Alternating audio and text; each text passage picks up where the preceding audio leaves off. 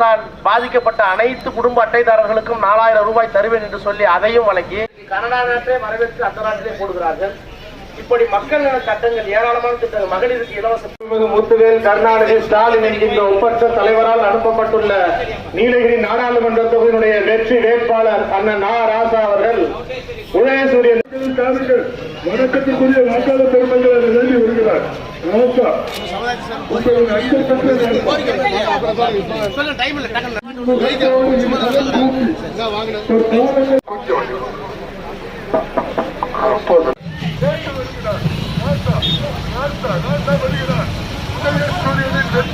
உதயசூரியனுக்கு வாக்குகளை தாருங்கள்.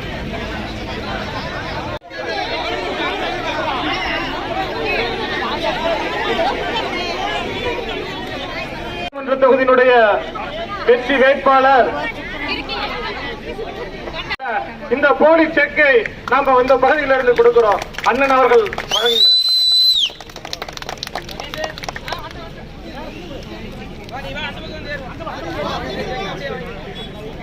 நாட்டினுடைய முதலமைச்சர் மாண்புமிகு தளபதி அவர்களால் நீலகிரி நாடாளுமன்ற தொகுதியினுடைய வெற்றி வேட்பாளராக அறிவிக்கப்பட்டிருக்கக்கூடிய நம்முடைய வேட்பாளர் அண்ணன் நா. ராசா அவர்கள் உங்களிடம் வாக்கு சேகரித்து உரையாற்றுவார். நன்றி நன்றி வணக்கம். சுவிஸ் பேங்க்ல இருந்து கருப்பு பணத்தை கொண்டு வந்து 15 லட்சம் உங்க அக்கௌண்ட்ல போடுறேன்னாரு. விவசாயிகளுக்கு இரட்டைப்பேக்கு தருகிறேன் வருமானத்தினாரு. நான் ஆட்சிக்கு வந்தா 2 கோடி பேருக்கு வேலை வாய்ப்பு ஒவ்வொரு வருஷமும் தருவேன்னாரு. 10 ஆண்டுகள் முடிஞ்சு போச்சு. இப்படியெல்லாம் சிதைத்துக் கொண்டிருக்கிற மோடி இன்றைக்கு அரசியல் சட்டத்தை மீண்டும் திருத்துவேன், இங்கே இஸ்லாமியர்களும் கிறிஸ்தவர்களும் இந்துக்களும் 1 ஆண்டு காலமா சின்ன பண்ணமா இருக்கு. மதவெறியால் ஒரு பக்கம் வேலை திட்டம் 150 நாளாக உயர்த்தப்படும், 400 ரூபாய் சம்பளம் வழங்கப்படும்.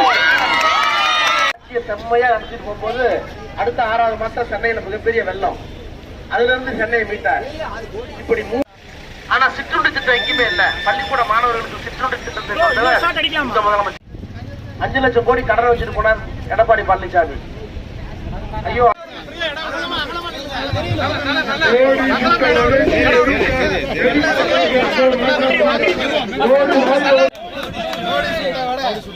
லேடிஸ் கொடுங்க,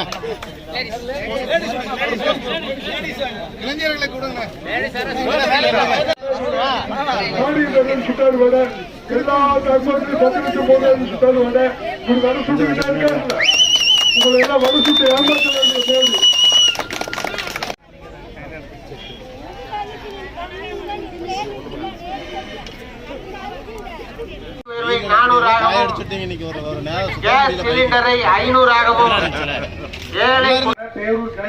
அனைத்து நிர்வாகிகளே, உங்கள் அனைவருக்கும் என்னுடைய பணிவான வணக்கம்.